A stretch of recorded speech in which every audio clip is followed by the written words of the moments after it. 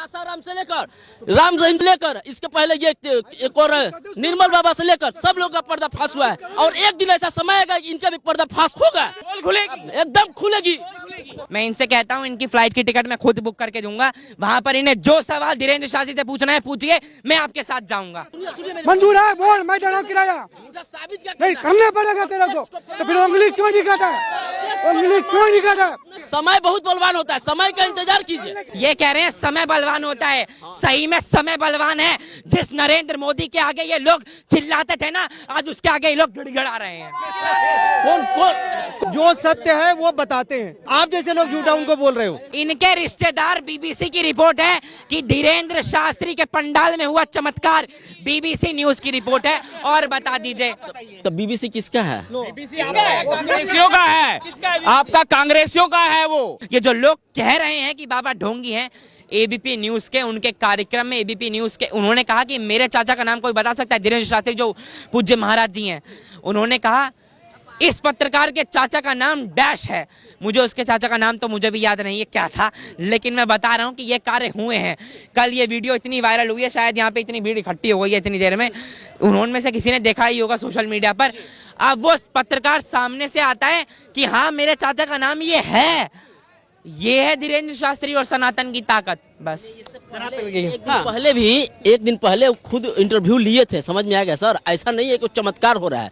एक दिन पहले गए थे वो पत्रकार, एक दिन पहले भी गए थे और इंटरव्यू लिया, दोनों का इंटरेक्शन हुआ। अगले दिन अब इंटरेक्शन हुआ, अगले दिन फिर आए और बात हुआ। ऐसा तो नहीं है कि हम रैंडम कोई किसी को भी उठाओ तब ना हम मानेंगे। हम रैंडम किसी को भी उठाओ, आपको लग रहा है ये सब ढोंग है? ढोंग, महाढोंग है ये, ढोंग नहीं है। जब आपको जब श्याम जो उनके सवाल उठाया, जब उनको वहाँ से नागपुर से बुलाया, वहाँ पे बुलाया था रायपुर में, 2 दिन की दरबार लगाया था, बोला हमारे को सिद्ध करो आकर के क्यों ना आया वहाँ पे। जब उसको किराया मुहैया करा रहा था, सुरक्षा मुहैया का, सुनो आपको गलत लग रहा है?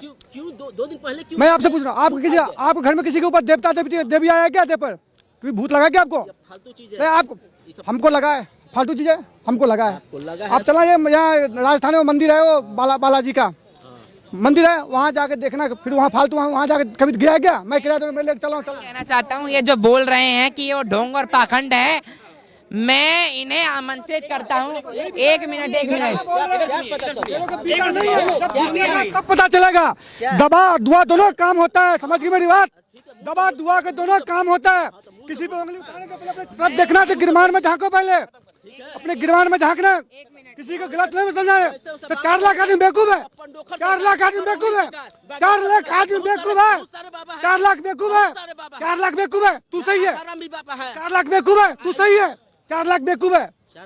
मैं इनकी एयरप्लेन की टिकट बुक करूंगा छत्तीसगढ़ की। एक मिनट, हमको कौन जो आ रहा है उनके देखने के लिए हो सकता है, एकदम हो सकता है।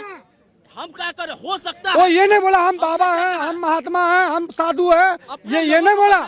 उसने बोला बजरंगबली पे कृपा रखो, बजरंगबली पे कृपा रखो। आसाराम से लेकर राम रहीम से लेकर इसके पहले ये एक और निर्मल बाबा से लेकर सब लोग का पर्दाफाश हुआ है। और एक दिन ऐसा समय आएगा कि इनका भी पर्दाफाश होगा। इस बात को देख लीजिएगा, होगा, एकदम होगा। इस बात को रख लीजिएगा, आने वाला दिन एक दिन समय आएगा। अभी है, अभी बात, अभी देखिए, अभी आएगा, एकदम आएगा। अरे आसाराम का आ गया जी, एकदम खुलेगी। एक मिनट, बाबा राम रहीम को अपनी गोद में बिठाने वाले सुन ले कि हम धीरेन्द्र शास्त्री जी की तरह नहीं है। मैं इनसे कहता हूं इनकी फ्लाइट की टिकट मैं खुद बुक करके दूंगा। वहां पर इन्हें जो सवाल धीरेन्द्र शास्त्री से पूछना है पूछिए, मैं आपके साथ जाऊंगा। मंजूर है, बोल, मैं दे रहा हूं किराया। नहीं करना पड़ेगा तेरे को, तो फिर उंगली क्यों दिखाता है? उंगली क्यों दिखाता है? समय बहुत बलवान होता है, समय का इंतजार कीजिए आप। समय, अरे अब टिकट किससे? चिल्लाइए। ये कह रहे हैं समय बलवान होता है, सही में समय बलवान है। जिस नरेंद्र मोदी के आगे ये लोग चिल्लाते थे ना, आज उसके आगे ये लोग गिड़गिड़ा रहे हैं। कौन गिड़गिड़ा रहा है? आपको क्या लग रहा है? एक मिनट, आपको क्या गिड़गिड़ा रहे हैं? धीरेन्द्र शास्त्री ढोंगी है, आपको क्या लग रहा है? इसमें कोई देखिए, इसमें कोई डाउट है? क्या डाउट है? इसमें कोई डाउट है आपको? इस मीडिया जो है तो बेवकूफ था, मीडिया भी बेवकूफ था, लैब भी बेवकूफ था, 4 लाख आदमी बेवकूफ है। हाँ, हम पूछ रहे हैं जो एबीपी के पत्रकार गए थे, वही एबीपी के जो पत्रकार थे एक दिन पहले उनका इंटरव्यू ले रहे थे जी। हाँ, फिक्सिंग हो गया उसमें। हम पूछ रहे हैं उसमें फिक्सिंग नहीं हो सकता है? कैमरे के अंदर क्या होता है ये कौन जान रहा है जी? कौन जान रहा है? हम पूछ रहे हैं, आप क्या बात कर रहे हैं? हम सब फिक्सिंग का नहीं नहीं नहीं फिक्स डिटेल दिखाओ, डिटेल दिखाओ। सत्य है वो बताते हैं, जो सत्य है वो बताते हैं। आप जैसे लोग झूठा उनको बोल रहे हो। आप जाओ, फिर जाओ आना। कितने हैं? हम अकेले नहीं हैं, समझ में आ गया ना? आप बात करते हैं। जिंदाबाद योगी जी, जिंदाबाद योगी जी, मोदी जी जिंदाबाद।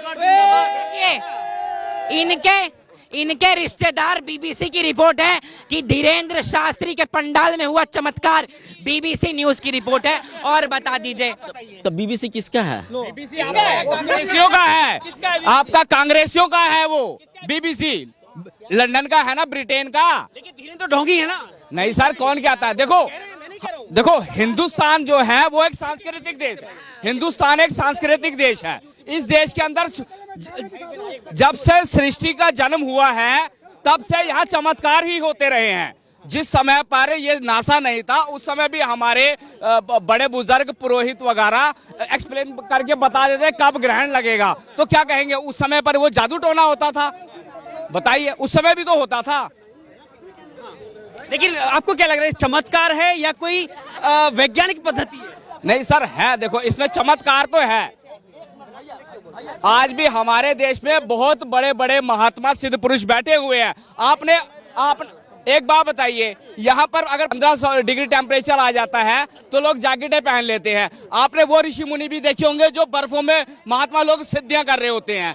तो क्या कहोगे उसको? तो राहुल गांधी भी हैं जो टी शर्ट पहन के अरे भाई उसकी तौबा।